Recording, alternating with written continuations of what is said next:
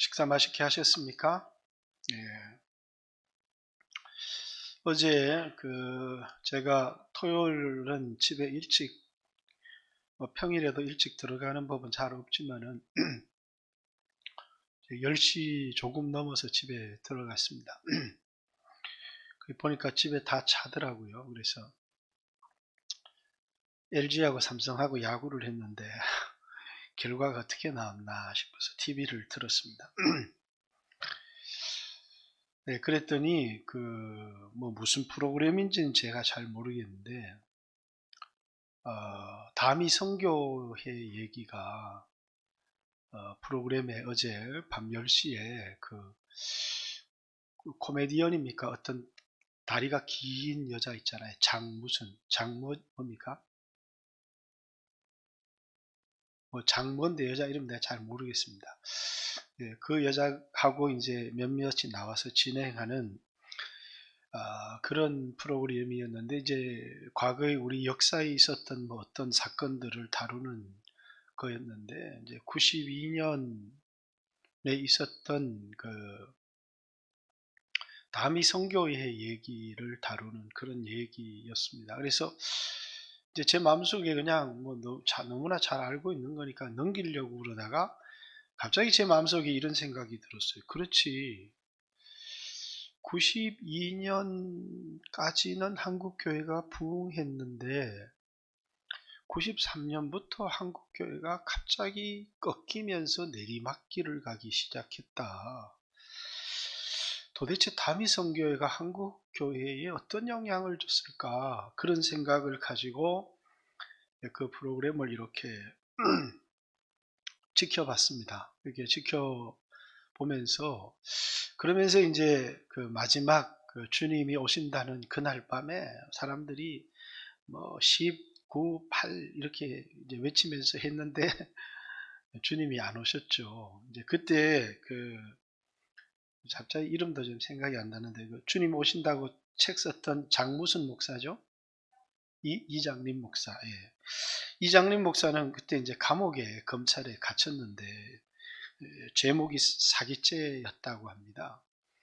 근데 사기죄라는 게 뭐냐면 사람들을 이렇게 사기를 친 것이 아니라 전부 다 자발적으로 헌금을 한 건데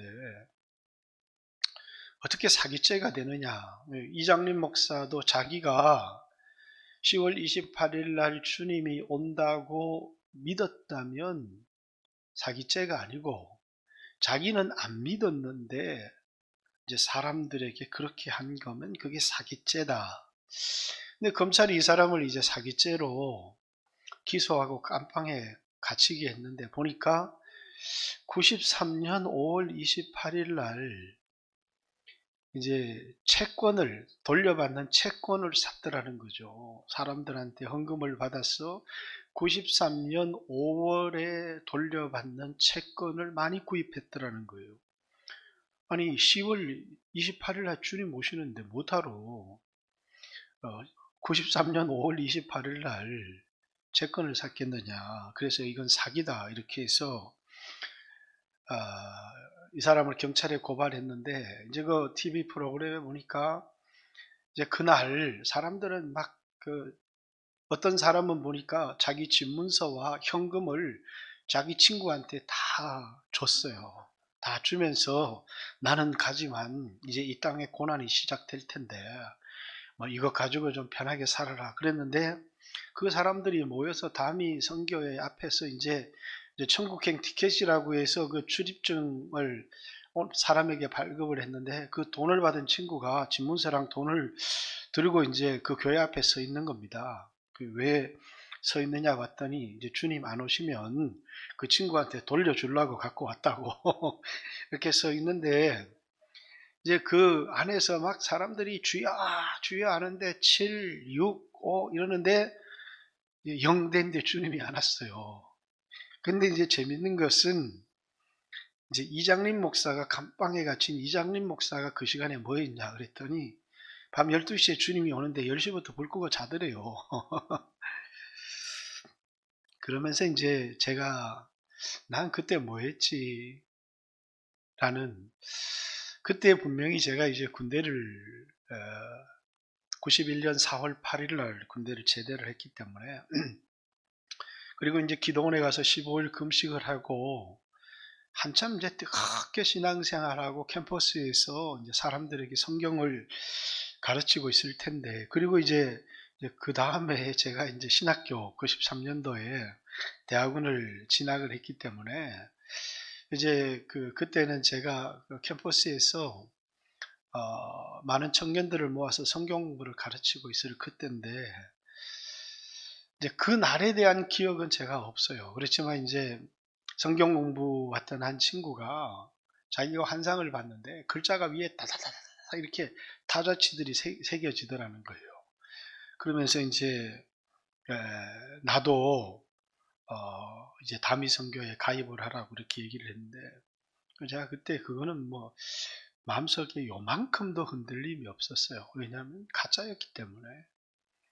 뭐 성경에 근거한 것이 전혀 아는 올바른 신앙이 아니라는 것에 대한 흔들림이 제 마음속에는 조금도 없었던 것 같아요. 이제 그때, 왜냐하면 아니면 그날 뭐 주님이 올 걸 제가 이제 어떻게 되나 복이라도 했을 텐데 그날에 대한 기억이 제 머릿속에 하나도 없어요. 왜냐하면 아무런 관심이 없었죠.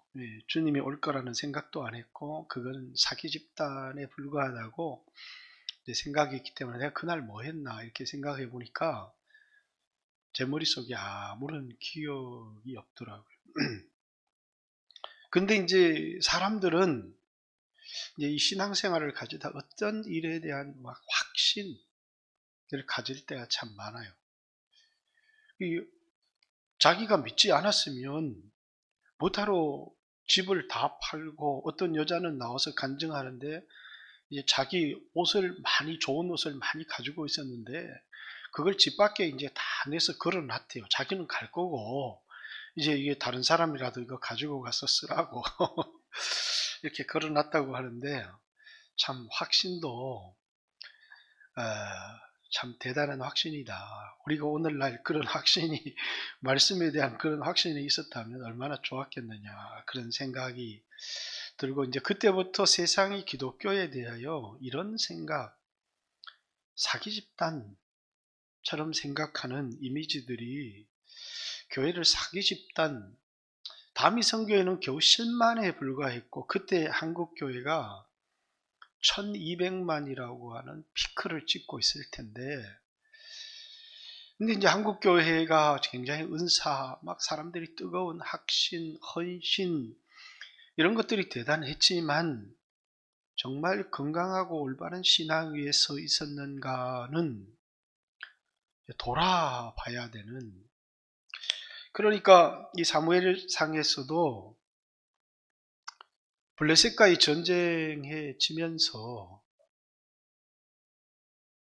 벗겨 가지고 나가면 이긴다 라고 하는 이제 확신이 있었던 거죠. 그래서 벗겨를 가지고 와라.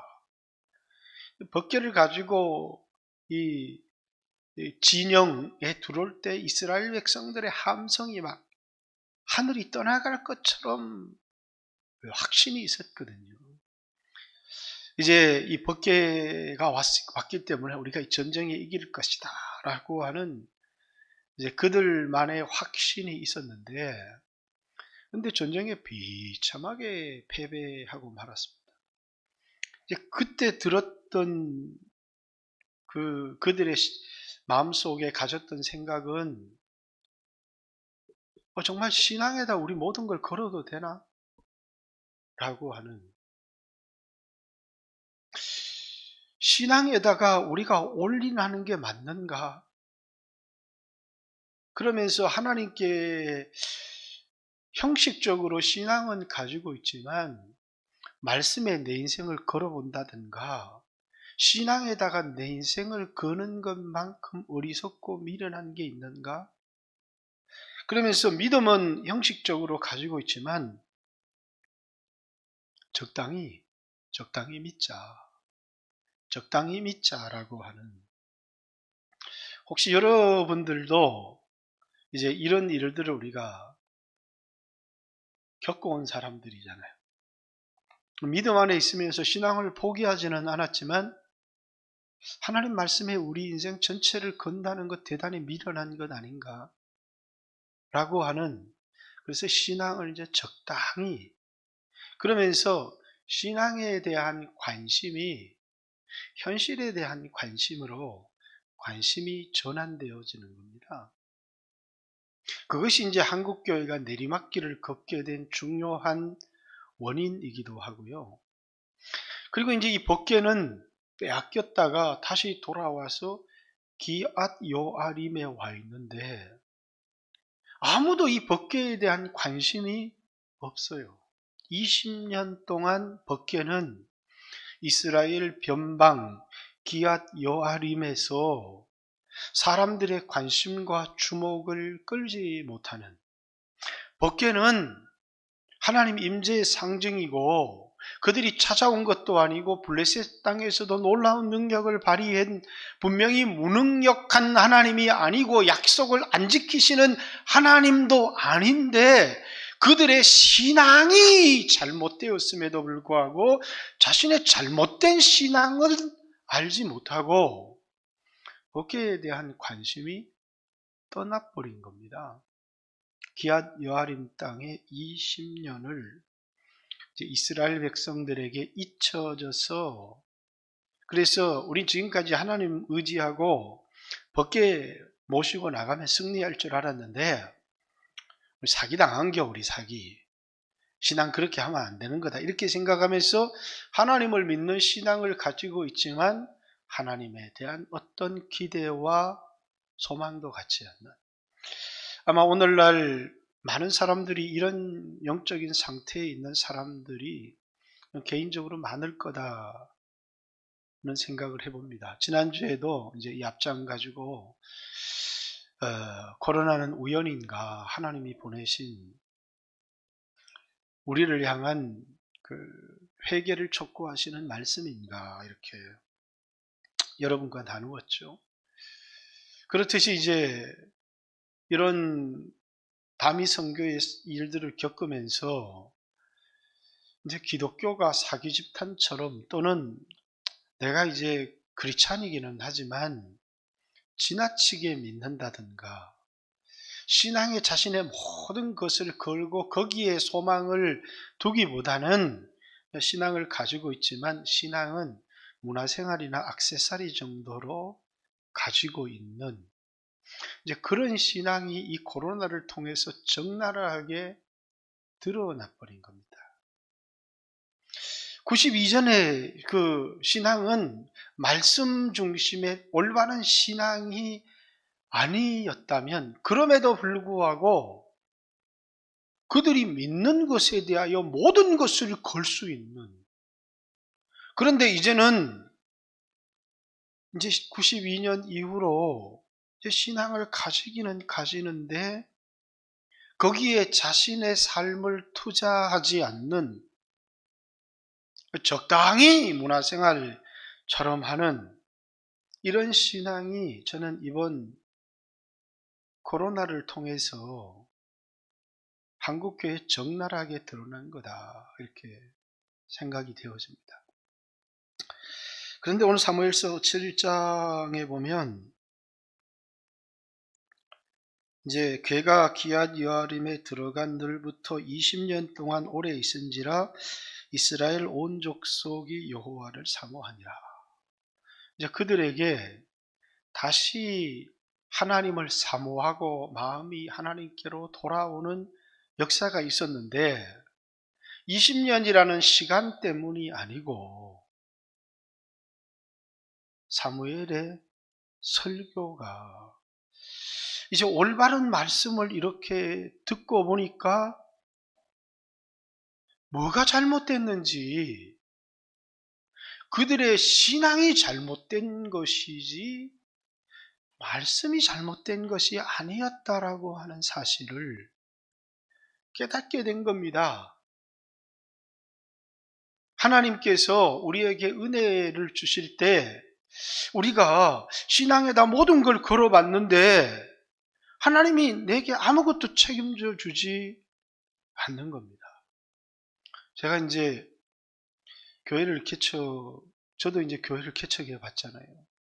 교회를 개척할 때 이 세상의 모든 사업을 하거나 어떤 가게를 할 때 성공률이 1%입니다. 그럼 하는 사람 아무도 없어요. 그죠? 여러분 전 재산을 투자해서 사업을 하는데 성공률이 1%다. 합니까? 안 합니까? 안 해요. 여러분 최소한 여러분의 인생을 걸 때는 성공률이 60, 70%도 되고 어떤 사람은 이제 90% 이상 돼야 모험을 해보는 거지. 1%의 가능성에 자신의 인생을 거는 어리석은 사람이 어디 있습니까? 교회 개척.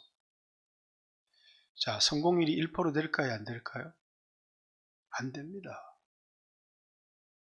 근데 수없는 사람들이 교회를 개척하는 겁니다. 그 중에 저도 있었고요. 개척을 할 때 어떤 생각을 합니까? 다른 사람 다 안 돼. 그러면 나는 돼. 라고 하는 확신이 저에게도 다른 사람은 안 되죠. 그렇지만 나는 뭐 주님이 나를 사랑하신다는 것에 대한 확신도 있고 다른 사람은 다 안 돼도 나는 되고 3년이면 300은 안 모이겠나. 그런 생각을 하고 교회를 개척을 했습니다. 왜? 확신이 없으면 누구든지 할 수가 없거든요. 이제 어떤 사람은 뭐 너무 이 마인드가 긍정적이어서 이제 실제적인 확률은 이제 전문가가 평가해 보면 20%인데 자기는 50%의 확신을 갖고 있는 사람도 있고 이렇게 하지만 이제 신앙이라고 하는 것도 마찬가지잖아요. 확신이 없으면 거기 자기 인생을 걸 어리석은 사람이 어디 있겠습니까? 저도 대구의 교회를 이렇게 개척을 할 때 어떤 생각이 들었냐면 성령님이 나와 함께 하시는데 아무리 내가 개척한 교회가 학고방만큼 조그만하고 초라하다고 할지라도 사람들이 벌떼처럼 모일 거다. 이런 생각을 가지고 이제 그때까지만 해도 이제 경북대학교에서 청년들에게 말씀을 가르칠 때 청년들이 이제 2합, 3합에 막 벌떼처럼 선교단체 2개, 3개 합친 것보다 더 많은 사람들이 모여서 성경 공부를 하고 이렇게 했으니까 나는 반드시 성공할 거다. 이런 생각을 했는데 그게 마음대로 안 되는 겁니다. 함께 하기로 했던 사람들이 이렇게 와서 예배 한번 드리고 기도하고 이제 아무 말 없이 갑니다. 10만 원짜리 헌금 강단 위에 하나 올려놓고 가면 그게 끝입니다. 그렇죠. 우리는 확신이 있지만 실제적으로 그 확신이 모든 걸 보장해 주지는 않는다는 거죠. 여러분이 구원에 대한 확신이 있다고 할지라도 여러분이 구원에 대한 확신을 흔들리지 않는 확신을 갖고 있다고 할지라도 여러분 구원받은 거 아닙니다. 여러분이 구원에 대한 확신이 전혀 없다고 할지라도 구원을 못 받은 것도 아닙니다.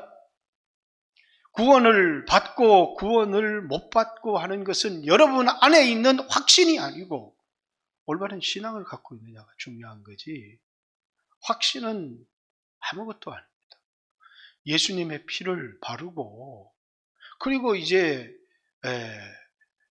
양의 피를 임방과 설주에 바르고 밤새도록 벌벌벌벌 떨어도 구원을 얻는 거고 평안히 있어도 구원을 얻는 거고 또 양의 피를 안 받고 나는 뭐 피가 무슨 소용이 있냐 내가 도덕적으로 윤리적으로 살았는데 그러면 피 따위는 필요 없어 그러면서 자기는 편안하게 잔다고 할지라도 자기는 확신이 있죠. 난 도덕적으로 누구보다도 윤리적으로 살았고 도덕적으로 살았다. 그 사람은 저주를 받는 겁니다. 올바른 신앙과 말씀 위에 서 있느냐가 중요한 거지 우리 안에 있는 확신은 전혀 중요하지를 않아요. 사람들은 올바른 신앙을 가르치는 데 관심이 있는 게 아니고 은혜를 받게 하는 데 관심이 있고 확신을 갖게 하는 데 관심이 있고 그래서 헌금을 하게 하는 데 관심이 있고 그래서 헌신을 시키는 일에 사람들은 관심이 있습니다. 그러나 그건 중요하지 않습니다. 아무리 내가 확신을 갖고 있고 헌금을 하고 내 인생을 다 투자했는데 구원의 역사가 일어나지 않는 겁니다. 하나님이 나와 함께 하지도 않고 돕지도 않는 겁니다. 그것은 내가 가진 확신을 따라 움직이는 게 아니고 올바른 말씀 위에 서 있었느냐. 이게 중요합니다. 그래서 여러분, 내가 오늘 은혜를 받았느냐, 내가 오늘 은혜를 못 받았느냐, 내가 오늘 확신을 가졌느냐, 내가 오늘 확신이 없느냐, 그건 설교하는 저에게 중요하지는 않습니다. 저에게 제일 중요한 건 설교를 다 하고 돌아가서 사람들이 은혜 받았으면 기분이야 좋죠. 그런데 내가 오늘 전한 말씀이 하나님 말씀이었느냐가 저에겐 가장 중요합니다. 이 말씀이 하나님의 말씀이었느냐? 그러면 전 당당하게 이 자리에 설 수가 있는 거고, 이 말씀이 하나님 말씀이 맞아. 그러면 거기에는 흔들림이 있는 것이죠. 그리고 말씀이 맞든 안 맞든 그게 중요한 게 아니고 성도들이 은혜 받고 헌신하면 되는 거지 뭐. 그건 생각이 비뚤어진 사람의 생각이죠. 설교를 하는 것은 은혜를 끼치는 데 목적이 있는 게 아니라 하나님의 바른 말씀을 전하는 일에 목적이 있는 것이죠. 자, 사무엘이 말씀 사역을 20년을 하기 시작한 겁니다. 그러면서 사람들이 깨닫기 시작한 거예요. 뭘 깨닫기 시작했냐면 하나님 말씀이 틀린 게 아니라 우리의 신앙이 비뚤어졌고 우리가 가졌던 확신이 잘못된 것이었구나. 그러면서 이제 적당히 신앙생활을, 왜?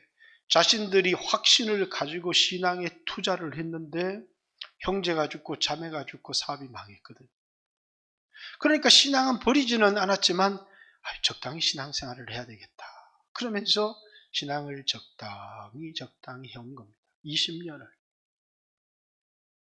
그러다가 사무엘의 설교를 듣고 들으면서 뭔가 성령께서 깨닫게 하고 가슴을 뜨겁게 하는데 돌아보니까 지금 내가 하나님을 믿고 있다고는 하지만 말씀에 내 인생을 걸지를 못하고 있고 거기 내 인생을 거는데 두려움이 있어요. 왜 두려움이 있느냐? 사기를 당해본, 나는 확실히 믿었었는데, 나는 확실히 이긴다고 믿었고, 나는 확실히 하나님이 응답할 거라고 믿었고, 나는 확실히 하나님이 도울 거라고 믿었는데 하나님 침묵하신 거예요. 내가 사기를 당했나? 사기를 당했다고 말할 수는 없는데 뭐가 잘못된 거지? 나는 너무나 확신에 차서 내 재산을 다 걸었고, 그래서 막 그때 보니까 서울대학교 다니는 놈들이 대학 다니면 뭐하노? 자퇴한 놈들도 있고, 막 공무원 다니고 고위공직자에 있던 사람들도 뭐 직업 내던져버린 사람들도 있고, 뭐 사람들 다양하더라고요. 왜? 너무 확신이 있으니까. 뭐 분명히 주님이 오는데 재산이 뭐 필요해요? 다 팔았어. 뭐 다로 딴 사람 갖다 주는지 모르겠어요. 그죠? 그 사람들도 필요 없는데 주님이 오시면. 그런데 막 비누리를 치고 거기서 생활을 하면서 자기는 확신을 가졌는데 그 확신이 올바른 확신이냐, 이게 중요한데, 근데 자기는 확신을 가지고 자신의 인생을 걸었는데 사기를 당한 겁니다. 그때 가지는 충격이라고 하는 것은, 그래서 이제 주님께 자신의 인생을 걸 수가 없는 거예요. 그래서 이제 언제나 신앙에서 발을 빼지는 못하는데 다리를 걸치고는 있습니다. 그러나 거기에 자신의 인생을 바뀌지는 못하는. 그래서 이제 내 소망, 내 기대, 내 힘으로, 내 실력으로 세상에서 성공해 나가지만, 그러나 천국이 있다는 것은 내가 부인할 수 없으니까 거기에 한 다리를 걸치고 있지만 거기에 내 인생을 걸거나 던지지를 못하는 거예요. 근데 이 20년의 시간이 그들에게 가져다 준 게 뭐냐면, 말씀을 들으면서 하나님이 잘못된 것도 말씀이 잘못된 것도 아니고 내 믿음이 잘못됐구나. 라는 사실을 사무엘의 설교가 그들에게 깨우쳐진 겁니다. 그래서 그들은 뭡니까? 다시 하나님에 대한 기대와 소망을 갖기 시작합니다. 보세요. 저도 그렇고 오늘 여러분들도 그렇고 오늘 이 땅에 많은 하나님께 인생을 걸었던 사람들이 그렇습니다. 제가 교회 개척할 때 사람들이 목사님 성공률이 청교회당 하나니까 0.1%입니다. 그렇지만 뭐라고요? 뭐 그게 당연하죠. 세상에 가짜가 많으니까. 그건 나는 됩니다. 난 내가 분명히 될 거라고. 물론 이제 제가 개척했던 교회는 대구에서 잘 성장하고 있습니다. 없어지거나 망한 게 아니라 이제 후임 목사님이 오셔서 이제는 주님의 교회라는 이름으로 대구에서 잘 성장하고 있지만 그러나 누구나 다 확신을 가지고 교회를 시작했는데 안 되는 겁니다. 이게 5년이 지나고 10년이 지나도. 그럼 사람들이 느끼는 좌절감과 죄책감 뿐만 아니라 확신, 모든 게 흔들리기 시작하는 거죠. 될 거라고 생각했는데. 나는 될 거라고 생각했는데 안 되니까 흔들리기 시작을 하는 겁니다. 그때 이제 우리가 돌아봐야 되는 것이 내 목적이 잘못된 건 아닌가?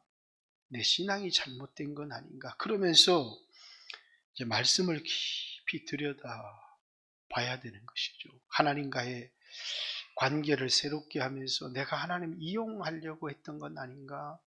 내가 내 욕심을 버리지 못하고 인생의 목적이 잘못된 것은 아닌가? 내 자신을 돌아보면서 하나님과의 관계를 말씀을 통해서 바로잡아 가려고 해야 돼요. 그런데 이제 사무엘의 설교를 듣고 있다 보니까 갑자기 그들은 하나님은 살아계시고 하나님 말씀대로 하는데 내 믿음, 내 신앙이 잘못된 거였구나. 내 신앙이 뭐가 잘못됐느냐. 사무엘이 미스바로 다 모이라고 합니다. 그리고 이제 그들의 죄를 물을 부었다는 것은 예수님 당시에는 침례 의식이지만 그들의 죄를 씻고 회개하는 의식입니다. 그리고 그 회개의 제목이 뭐냐면 여호와만 섬겨야 되는데 아스다롯도 섬기고 바알도 섬기고 그리고 여호와를 섬기는 하나님 말씀만이 진리여야 하는데 이제 다른 세상의 풍속도 다 쫓아 살아가는 이제 그런 신앙이 잘못됐다는 사실을 깨달은 겁니다. 자, 그리스도인 철야 예배 때도 조금 언급했지만 잔 스타트가 제자도 그러면서 첫 번째 이 세상을 살아가는 그리스도의 제자는 첫 번째가 뭐냐면 불순응입니다. 세상에 적응하면 빛이 세상에 적응하면 빛은 어둠이 되어져 버리는 겁니다. 적응하는 게 아니라 세상과 다르게 살아야 되는데 세상과 다른 네 가지를 얘기했습니다. 첫 번째. 그 첫 번째가 뭐냐면 종교 다원주의 시대에서 우리는 뭡니까? 예수 그리스도만이 유일하신 진리라는 사실을 믿어야 된다.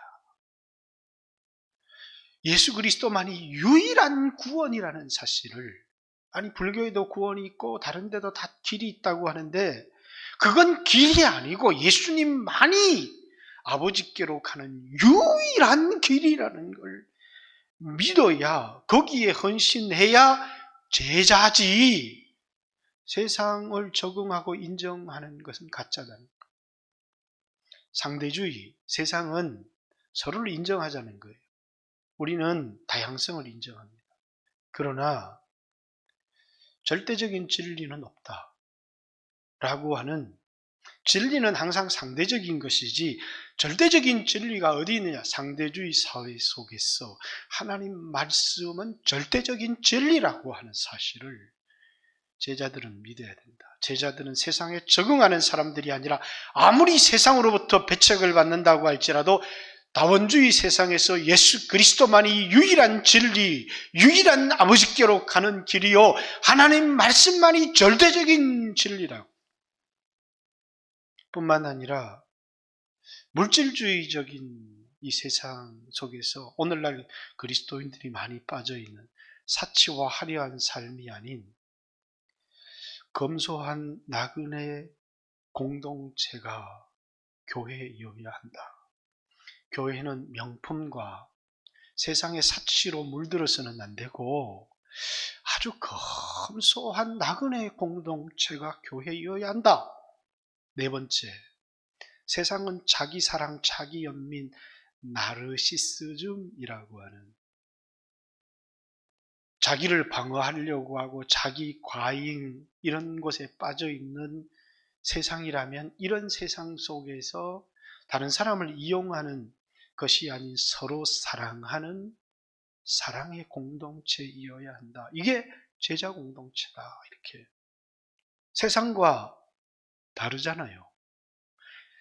오늘날 젊은이들이 이래서 못합니다. 이래서 못합니다. 이래서라는 것은 세상에 살아남기 위해서, 세상에 적응하기 위해서, 그래서 못한다는 겁니다.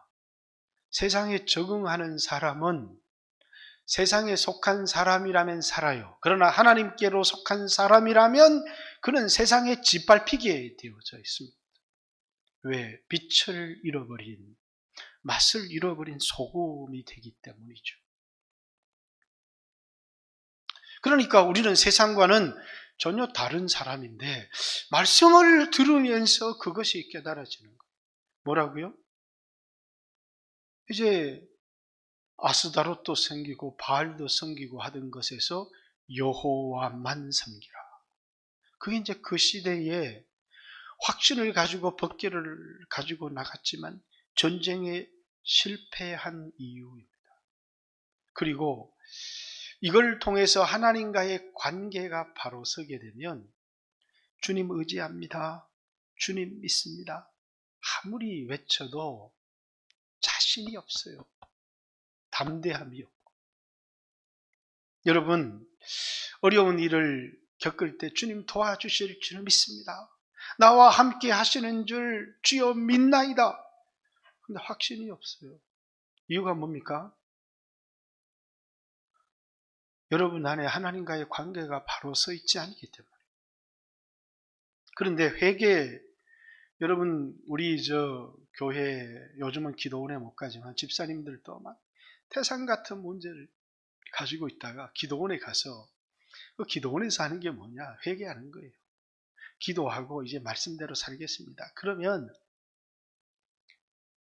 이제는 문제가 아닙니다. 하나님 나와 함께 하시는데 문제는 자그마하게 보이고 나와 함께 하시는 하나님 너무 크게 보여서 막 확신을 가지고 목사님 해결됐습니다 이렇게 내려오는데 일주일이 지나면 옛날로 돌아갑니다. 시간이 문제가 아니고 관계가 깨어지기 때문에 하나님과의 관계가 무너지는 겁니다. 여러분, 하나님과의 관계가 바로 서게 되면 찾아오는 게 자신감, 용기, 자신감. 그렇죠. 여러분들이 여기 강단에 서라고 해도 무슨 일을 하라고 할지라도 하나님이 나와 함께 하신다는 것 때문에 생기는 자신감이 있는 사람과, 어떤 사람은 워낙 자기가 유능하고 많은 돈을 가지고 있기 때문에 자신감은 세상적 자신감이죠. 신앙적 자신감이라고 하는 것은 하나님과의 올바른 관계, 회개하고 나서 하나님과의 바른 관계에 섰을 때 확신이 생기는 겁니다. 오늘날 젊은이들에게 이런 자신감이 좀 있었으면 좋겠다. 담대함과 자신감. 자, 이들이 회개하고 이제는 하나님 말씀대로 살리라. 여러분, 하나님 말씀대로 살려고 하니까 현실에 적응할 수가 없어. 그러니까 말씀대로 살리라 그러니까 현실에서 말씀대로 살아? 그럼 죽어라. 이게 현실이 우리에게 요구하는 거예요. 말씀대로 살라고? 그럼 직장 그만둬. 이게 우리에게 요구하는 거거든요. 그게 우리에게 말씀대로 살려고 할 때 찾아오는 위기입니다. 이 위기. 이스라엘 백성들이 회개하고 이제 말씀대로 살겠습니다. 그러니까 사단이 가만두지를 않습니다. 블레셋이 군대를 일으켜서 그들이 말씀대로 살겠다, 하나님을 바로 섬기겠다고 하는 그 결단을 짓밟아 버리기 위해서 일어서는 겁니다. 그러니까 말씀대로 살겠다라고 하는 결단은 좋은데 그걸 현실에서 실천하는 일, 회개의 결단과 회개의 실천 사이에는 굉장히 골이 깊습니다. 여러분, 회개하기는 쉬운데 회개한 대로 산다는 것은 얼마나 어려운 일인지 모릅니다. 이스라엘 백성들이 회개는 했는데 말씀대로 살려고 하니까 위기가 찾아오는 겁니다. 블레셋이 일어났어. 말씀대로 살려면 죽어라. 그런 결단을 해야 되죠. 말씀대로 살다가 죽을 건지, 아니면 정말 내가 다시 옛날로 돌아가 현실 적응하며 살아갈 것인지. 한번 정말 하나님 말씀에 내 인생을 걸어봐. 그러다 옛날처럼, 다미 선교회처럼 또 부도나면 어떡해. 옛날에 벗겨 들고 가서 전쟁에 패배했던 기억들이 있는 겁니다. 그러나 그들은 이제는 그들의 체험이나 어떤 이야기가 아닌 말씀 위에, 올바른 신앙 위에 섰을 때 사무엘에게 우리를 위해 기도해 주세요. 이번 말씀대로 한번 살아보겠습니다. 그러면서 블레셋과 전쟁을 벌이는데 하나님이 가만히 있던 하나님이, 옛날에는 벗개를 들고 나가도 하나님 어디 계십니까? 가만히 있던 하나님이 갑자기 하늘에서 막 우레를 바라면서 블레셋 군대를 막 짓밟아 버리시는 겁니다. 그게 그들에게 말하는 게 뭐예요? 오늘 우리들에게 바른 신앙만 가지고 있다. 우리에게 중요한 건 확신이 아닌 바른 신앙에 있다는 겁니다. 말씀에 선 바른 신앙만 가지고 있다면 이스라엘은 세상을 이길 수 있다는 것을, 어떤 강력한 세상이고 세력이라고 할지라도 그것을 극복하고 이길 수 있다는 것을, 왜? 우리와 함께 하시는 그 분은 세상에 있는 그것보다 크신 분이시기 때문에. 그래서 이들은 지금 뭘 회복했느냐? 확신을 회복한 게 아니에요. 바른 신앙을 회복한 겁니다. 오늘 저는 이 시대도 좀 그렇다고 생각해요. 여러분 같지 않은 바른 신앙이 있는가라는 것이죠.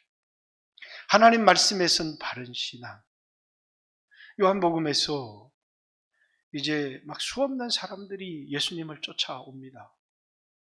되게 믿음이 있어 보입니다. 그런데 예수님은 너 왜 나를 찾느냐 이렇게 묻는, 무엇을 구하느냐.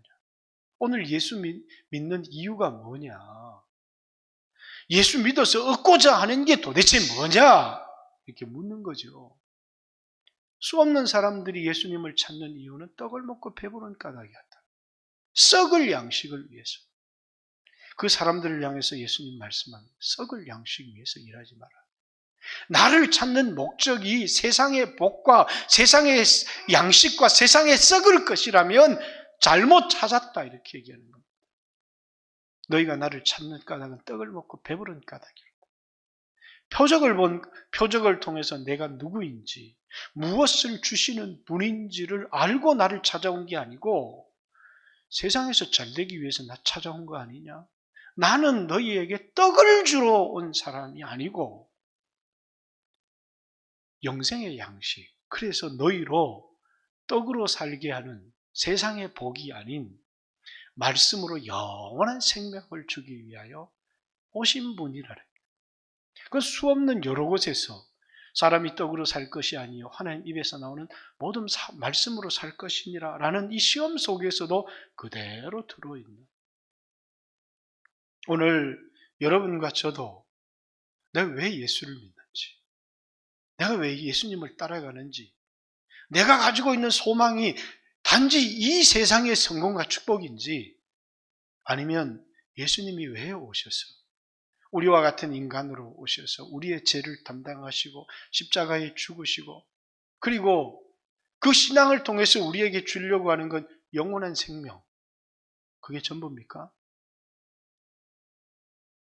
영원한 생명, 예수를 믿는다는 것은 예수님이 우리를 향한 사랑을 깨닫고 천국 가고 이 땅에서 부자가 되는 것이 아니라, 그것을 믿어서 생명, 영생도 얻지만 삶이 진리에 근거한 삶, 서로 사랑하는 삶을 살아가게 하기, 서로 사랑하는 삶이라고 하는 이 제자의 삶이 나타나야 된다는 것이죠. 그렇지 않습니까? 오늘 여러분과 저에게 주님이 그 아들을 세상에 보내서 우리에게 주려고 한 것은 단지 세상의 물질의 성공이 아닌 우리 안에 영원한 생명과 그것을 묵상하는 데서 그치는 게 아니라 믿어서 영원한 생명을 얻고, 그리고 아주 이기적으로 자기중심적으로 살아가던 사람이 서로 사랑하는 그 삶으로의 인생을 변화시켜 주시기 위해서, 결국은 이것이 기독교의 참된 목적, 신앙의 목적인 것이다 라는 사실입니다. 그래서 오늘 여러분과 저도 분명히 이 시대의 교회가 비뚤어지고 잘못된 것을 가르치는 많은 내용들이 저는 있다고 생각합니다. 그래서 은혜 받았습니다 라고 하는 내 마음에 든 은혜보다 중요한 게 이 말씀이 하나님 말씀인가라고 하는 바른 신앙, 그것이 하나님의 말씀이라면 거기에 자신의 인생을 걸어도 절대 부도나지 않지만 은혜를 받고 확신은 가졌는데, 그래서 어제 담임 선교회 보니까 이제 3개월 남았다고 하니까 웬만큼 싸울 일이 있어도 싸울 일도 없고 막 그때만큼 좋은 적이 없었대요. 그런 간증을 하는 여자분이 어제 나오던데, 그렇죠. 여러분과 제가 이 세상을 살아가면서 올바른 신앙, 바른 말씀 위에 세워졌는가 라는 것을 여러분 돌아보고 다시 세상에 내 인생의 근거를 두고 살아가는, 그리고 신앙은 적당히 이런 것이 아니라 바른 말씀을 가지고 다시 한번 그곳에 내 인생을 걸 수 있는, 그것이 하나님이 우리에게 요구하시는 참된 신앙이다라는 사실을 기억했으면 좋겠습니다. 같이 한번 주여 하신 후에 하나님 앞에, 주여 오늘 이 시대 가운데서도 올바른 하나님 말씀을 깨달을 수 있도록, 그리고 그 말씀 위에 서서 세상을 이기고 승리할 수 있도록 말씀대로 살려고 할 때 우리에게 찾아오는 그 위기들을 잘 넘어서고 극복할 수 있도록 하나님 축복해 주세요. 같이 한번 주여 하신 후에 하나님 앞에 기도합니다. 기도드리겠습니다. 주여